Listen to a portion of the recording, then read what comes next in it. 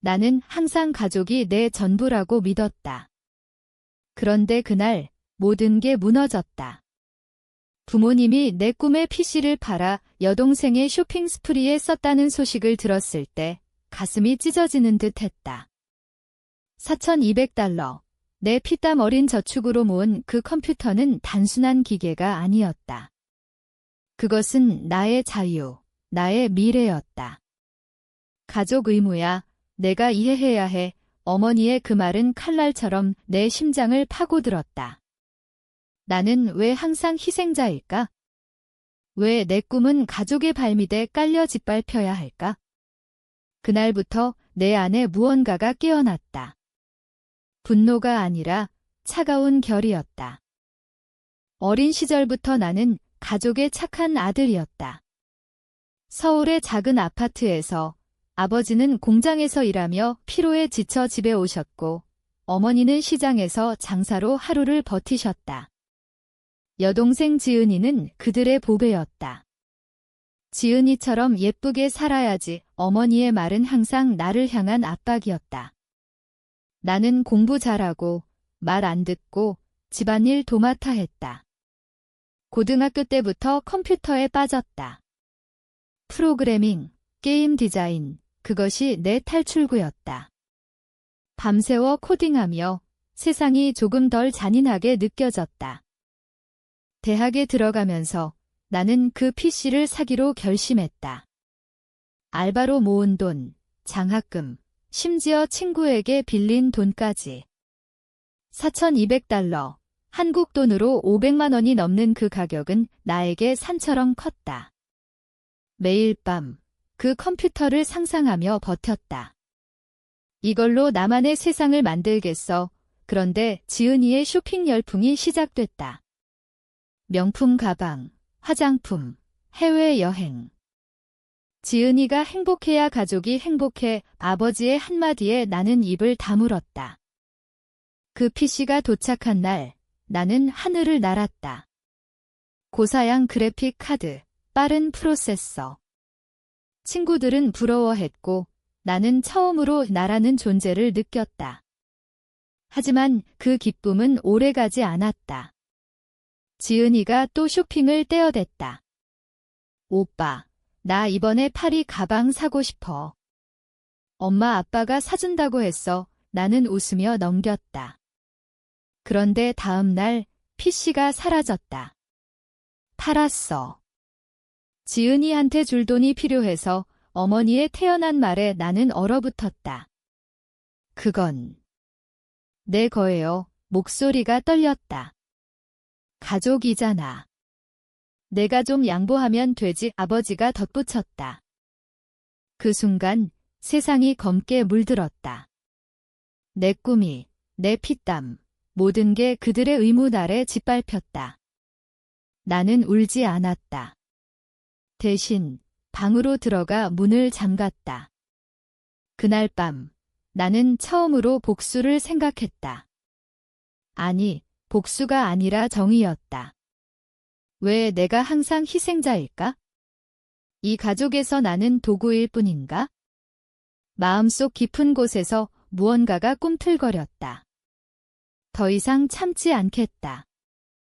다음 날 아침 식탁은 평소처럼 어색했다. 지은이는 새 가방을 어깨에 메고 자랑스럽게 웃었다. 오빠, 이거 진짜 예뻐. 파리에서 직구했어. 엄마 아빠 덕분에 그녀의 눈빛에 죄책감은 없었다. 오히려 승리감이 스쳤다. 나는 밥을 삼키며 속으로 중얼거렸다. 내가 웃을 때마다 내 상처가 벌어져 어머니가 내게 시선을 던졌다. 왜 그렇게 우울해? 어제 일은 잊어버려. 가족끼리 그런 거로 트집 잡으면 안 되지? 나는 고개를 들었다. 잊어버리라고요? 그 PC는 제 인생이었어요. 대학 프로젝트, 미래 직업. 다 그걸로 시작하려 했는데 목소리가 갈라졌다. 아버지가 한숨을 쉬었다. 지은이가 대학 가려면 준비가 필요해. 내가 남자애잖아. 좀 참아. 그 말은 나를 더 깊이 찔렀다. 남자라서. 착하야 해서. 왜 여동생의 사치는 허용되고 내 꿈은 도둑질 당하는가? 나는 자리에서 일어났다. 알겠어요. 가족 의무라면 제가 더 잘 알게 될게요. 그 말에 테이블이 조용해졌다. 대학 캠퍼스로 가는 버스 안, 나는 창밖을 보며 생각에 잠겼다. 한국 사회에서 가족이란 이름으로 얼마나 많은 희생이 강요되는가? 드라마에서나 나오는 그런 이야기, 내 삶의 현실로 다가왔다. 친구들에게 털어놓을 수 없었다. 부모님께 감사해야지. 그들의 말은 위로가 아니라 조롱처럼 들렸다. 대신 나는 노트북으로 코드를 짰다. 낡은 기계지만 내 분노를 담아 프로그래밍했다. 이 고통을 어떻게 돌려줄까?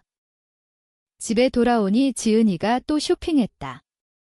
이번엔 신발. 오빠, 이거 신어볼래? 내 발 크기랑 비슷할 텐데. 그녀의 장난기 어린 말에 나는 미소 지었다. 겉으로는, 속으로는 그녀의 행복이 내 피를 말라가게 했다. 밤에 나는 몰래 부모님의 통장을 확인했다. 해킹은 아니고 그냥 기억 속 숫자. 지은이의 지출이 가족 예산을 삼키고 있었다. 이게 가족인가? 나는 거울 속 자신에게 물었다. 눈동자에 불꽃이 타오르고 있었다. 며칠 후 가족 모임이 있었다. 사촌들이 모인 자리에서 지은이는 스타처럼 빛났다. 지은아, 진짜 예뻐졌네. 쇼핑 마니아구나. 이모의 말에 그녀가 웃었다. 나는 조용히 앉아 있었다. 어머니가 내게 속삭였다. 내가 좀 더 밝게 웃어. 가족 망신시키지 말고. 그 말에 나는 폭발 직전이었다. 망신. 당신들이 내 꿈을 팔아넘겼는데 하지만 참았다. 아직 때가 아니었다. 내 복수는 뜨거운 분노가 아니라 차가운 계산이었다. 시간이 흘렀다. 나는 알바를 더 늘렸다. 카페, 과외, 프리랜서 코딩. 돈을 모았다. 새 PC를 사기 위해. 하지만 그 과정에서 가족의 압박은 더 세졌다. 왜 그렇게 바빠? 집에 와서 지은이 도와줘. 어머니의 말에 나는 네라고 대답했다. 속으로는 도와줄게요. 당신들의 파멸을 이 지은이는 이제 대학생이 됐다. 패션 디자인 전공. 하지만 공부보단 파티와 쇼핑. 오빠, 나 이번에 밀라노 가방 사고 싶어. 엄마 아빠, 사줄 거지. 그녀의 때에 부모님은 웃었다. 그날 나는 우연히 부모님의 대화를 들었다. 아들놈이 좀 이기적이야. 지은이처럼 착하면 좋을 텐데. 아버지의 말에 가슴이 철렁 내려앉았다. 착하다. 내가 이 가족을 위해 얼마나 포기했는데. 어린 시절 내 장난감을 지은이 주고 내 용돈을 그녀 공부비로 주고 심지어 내 대학 지원금을 가족 여행에 썼다. 가족이니까 이 그 단어가 이제는 독처럼 느껴졌다. 나는 결심했다. 변화를 시작할 때다. 먼저 내 삶을 재건했다. 친구의 도움으로 중고 PC를 샀다. 완벽하진 않았지만 내 것이었다. 밤늦게까지 코딩하며 앱을 만들었다. 가족 트래커 아이러니컬하게도 지출을 추적하는 앱 테스트로 가족 예산을 입력했다. 지은이의 쇼핑이 70%를 차지했다. 증거였다. 가족 식사 자리에서 나는 조심스럽게 말을 꺼냈다. 엄마, 아빠, 우리 가족 재정 상태가 궁금해요. 지은이 쇼핑 때문에 부담이 크지 않아요. 어머니가 눈살을 찌푸렸다. 뭐라는 거야? 내가 신경 쓸 일 아니야. 지은이가 끼어들었다. 오빠, 질투하는 거야? 나한테 잘해주는 게 싫어. 그 말에 나는 웃었다. 아니, 그냥 공평하게 하자고. 내 테이블이 긴장됐다. 아버지가 그만해라고 했지만 내 목소리는 이미 퍼졌다. 그 후 집안 분위기가 이상해졌다. 지은이가 나를 피했고 부모님의 시선이 차가워졌다. 나는 그걸 즐겼다. 처음으로 내가 통제하는 느낌이었다. 하지만 깊은 곳에서 고통이 스멀스멀 피어올랐다. 이 가족을 사랑했던 내가 이제 그들을 파괴하려 한다. 그 아이러니가 나를 괴롭혔다. 이게 맞는 길인가? 밤에 나는 울었다. 조용히. 대학 프로젝트가 시작됐다. 나는 그 앱을 발전시켰다. 트랜스페런트 패밀리 가족 지출을 투명하게 공개하는 도구. 친구들은 혁신적이야 라고 했지만 나는 속으로 웃었다. 이건 가족을 위한 게 아니었다. 증거 수집기였다. 지은이의 카드 명세를 몰래 훔쳐봤다. 윤리적이지 않지만 내 상처에 비하면 아무것도 아니었다. 명품, 여행, 파티. 총 3천만 원 은의 PC 값의 몇 배. 한편 지은이의 삶은 화려했다. 소셜미디어에 올린 사진들, 좋아요 폭발. 가족 덕분에 행복해요. 블레스트 그 해시태그가 나를 자극했다. 나는 익명 계정으로 댓글을 달았다. 그 행복의 대가는 누굴까? 하지만 지웠다. 아직은. 복수는 서두르면 안 된다. 부모님과의 대화가 잦아졌다. 너 요즘 왜 그래? 집에 안 들어오네. 어머니의 불만에 나는 바빠서요. 제 미래를 위해 부라고 답했다. 아버지가 가족을 잊지 마라고 하셨다. 잊지 마. 당신들이 먼저 잊었잖아요. 그날 밤 나는 편지를 썼다. 쓰다 지웠다. 감정이 너무 강렬했다. 변화가 왔다. 지은이가 남자친구를 사귀었다. 부유한 집안의 아들.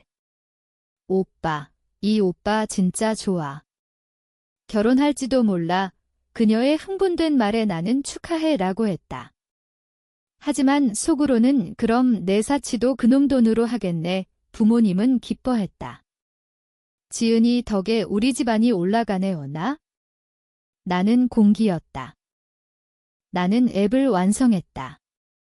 이제 실행할 차례. 가족 모임에서 나는 핸드폰을 꺼냈다. 이거 봐요.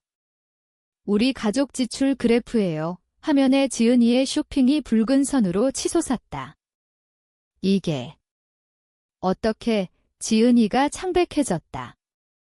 어머니가 소리쳤다. 너 미쳤어. 왜 이런 짓을? 나는 차분했다. 공평하게 하려고요. 가족 의무라며요. 그 말에 방이 얼어붙었다. 아버지의 눈에 처음으로 후회가 스쳤다. 그 후유증은 컸다. 지은이는 울며 방에 틀어박혔다. 오빠 때문에 망신이야. 왜 나한테만 그래? 그녀의 눈물은 나를 흔들었다. 하지만 그 눈물 뒤에 숨긴 이기심을 알았다. 부모님은 나를 피했다. 식탁에서 너 때문에 집안이 분위기 안 좋아 라는 말만 했다. 나는 외로웠다. 하지만 그 외로움 속에서 자유를 느꼈다. 더 이상 희생자가 아니었다. 나는 프로젝트를 제출했다. 교수님의 칭찬. 이 앱은 가족 관계를 재정의할 수 있어 아이러니했다. 내 가족은 재정이 됐지만 파괴로. 소문이 퍼졌다. 친구들이 집안 사정 어때? 물었고 나는 좋아졌어 라고 거짓말했다. 속으로는 아직 끝나지 않았어. 지은이의 남자친구가 집에 왔다. 잘 차려입은 녀석, 나를 위아래 훑었다. 형, 들었어요. PC 팔아준 거? 가족의 존내 그의 비아냥에 나는 웃었다. 그래, 의무직 그날 밤 지은이가 몰래 찾아왔다. 오빠, 미안해. 나도 알았어. PC1, 그녀의 사과는 진심처럼 들렸다. 하지만 늦었다. 알았어. 이제 각자 살아의 내 말에 그녀가 울었다. 부모님과의 대면이 왔다. 아버지가 너 때문에 지은이가 우울증 왔어 라고 했다. 우울증. 그녀의 쇼핑이 내 우울증을 만들었는데. 아빠, 왜 항상 지은이 쪽만 봐요? 제 꿈은요, 목소리가 떨렸다. 어머니가 끼어들었다. 내가 남자잖아. 강해야지. 그 말은 최후의 일격이었다. 나는 방으로 돌아갔다. 문을 잠그고 소리쳤다. 강해요. 그래서 당신들 다 버릴 거예요. 그날 나는 짐을 쌌다. 친구 집으로 이사. 가족 의무 끝났어요. 문을 나서며 중얼거렸다. 거리에서 바람이 불었다. 자유로웠다. 하지만 가슴에 구멍이 뚫린 듯 아팠다. 복수는 시작일 뿐이었다. 새 삶이 시작됐다. 친구의 작은 원룸, 알바와 공부. PC는 여전히 중고지만 내 것이었다. 밤에 코딩하며 과거를 지웠다. 하지만 꿈의 가족이 나왔다. 어머니의 눈물, 아버지의 한숨, 지은이의 웃음. 깨어나면 증오가 되살아났다. 왜 나만? 대학 축제에서 앱을 발표했다. 청중의 박수, 투자 제안. 이 앱으로 가족 갈등을 해결할 수 있어. 기자 인터뷰에서 나는 개인적 경험에서 나왔어요 라고 했다. 속으로는 갈등을 일으킨 가족에게 바칩니다. 성공의 달콤함이 복수의 맛을 더했다. 집으로 전화가 왔다. 어머니였다. 집에 와. 지은이가 아파. 나는 갔다. 병원 침대에 누운 지은이 창백했다. 쇼핑 중에 넘어졌어. 스트레스 때문이라는데 의사의 말에 부모님 눈이 붉었다. 지은이가 내 손을 잡았다. 오빠. 미안. 나 이기적이었어. 그 순간 분노가 녹았다. 조금. 하지만 왜 이제야? 라고 물었다. 그녀가 울었다. 부모님 말씀만 들었어. 내가 희생하는 게 당연하다고. 병원 복도에서 아버지와 마주쳤다. 아들아, 우리 잘못했어. 그의 목소리가 떨렸다. 나는 잘 알아요. 하지만 돌려받을 수 없어요. 라고 했다. 어머니가 합류했다. 돈 모아서 PC 사줄게. 웃기지도 않았다. 필요 없어요. 이제 제 인생이에요. 그 말에 그들은 무너졌다. 집을 나서며 나는 생각했다. 이게 복수인가? 그들의 후회. 하지만 내 상처는 여전했다. 거리에서 비가 왔다. 눈물이 섞였다. 시간이 흘러 나는 졸업했다. 앱 회사를 차렸다. 패밀리 트랜스 성공적이었다. 직원들, 투자자들. 하지만 마음 한구석은 텅 비었다. 가족 소식을 들었다. 지은이가 남자친구와 헤어졌다. 오빠 때문에 트라우마가 유소문이었다. 부모님은 늙어가고 건강이 안 좋았다. 나는 방문했다. 오래된 아파트, 먼지가 쌓였다. 왔어. 어머니의 미소가 어색했다. 식사 중 침묵이 흘렀다. 지은이는 없었다. 파리 갔어. 이번엔 자기 돈으로. 아버지의 말에 나는 고개를 끄덕였다. 좋아요. 대화가 이어졌다. 과거 이야기. 내가 어렸을 때 우리는 가난했어. 지은이를 우선한 건 미안해 어머니의 눈물. 나는 안아주었다. 이해해요. 하지만 잊지 마세요. 그날 나는 용서를 주었다. 완전한 건 아니지만 복수는 그들의 후회로 끝났다. 내 삶은 이제 내 것이었다. 회사에서 새로운 프로젝트. 드림 빌더 꿈을 실현하는 앱. 아이러니하게 내 PC에서 시작된 꿈. 하지만 밤에 여전히 물었다. 가족이란 무엇일까? 회사가 성장했다. 서울 중심가 사무실, 직원 20명. 인터뷰에서 가족 대신해서 배운 교훈이라고 말했다. 세상이 공감했다. 책 제안까지 왔다. 하지만 나는 거절했다. 내 이야기는 아직 아물지 않았다. 지은이가 돌아왔다. 오빠, 나도 일 시작했어. 디자이너, 그녀의 눈빛이 달라졌다. 쇼핑 대신 포트폴리오. 내 앱 봤어. 영감 받았어. 우리는 커피숍에서 만났다. 미안해, 오빠. 나 때문에 그녀의 사과에 나는 지났어 라고 했다. 하지만 속으로는 내가 변한 게 기뻐. 부모님 건강이 나빠졌다. 아버지 심장병. 병원에서 나는 곁에 있었다. 아들아, 내가 성공해서 다행이야. 그의 손을 잡았다. 아빠도 쉬세요. 어머니는 우리 가족 다시라고 했지만 나는 각자 가족 만들어요 라고 답했다. 복수의 끝은 평화였다. 아니, 화해. 하지만 상처 자국은 남았다. 새로운 연인도 생겼다. 그녀는 내 이야기를 듣고 안아주었다. 넌 강해. 그 말이 위로였다. 회사에서 우리는 글로벌로 나아갔다. 드림 빌더 히트. 가족 모임. 이번엔 웃음이 있었다. 지은이의 결혼 소식. 오빠, 축하해줄래? 나는 갔다. 행복해. 부모님의 눈에 자랑이 스쳤다. 내 덕분이야. 아니, 내 덕분이다. 하지만 깊은 곳에서 그 PC는 여전히 아프다. 꿈의 시작이자 끝. 지금 나는 창밖을 본다. 서울의 불빛. 성공했지만 물어본다.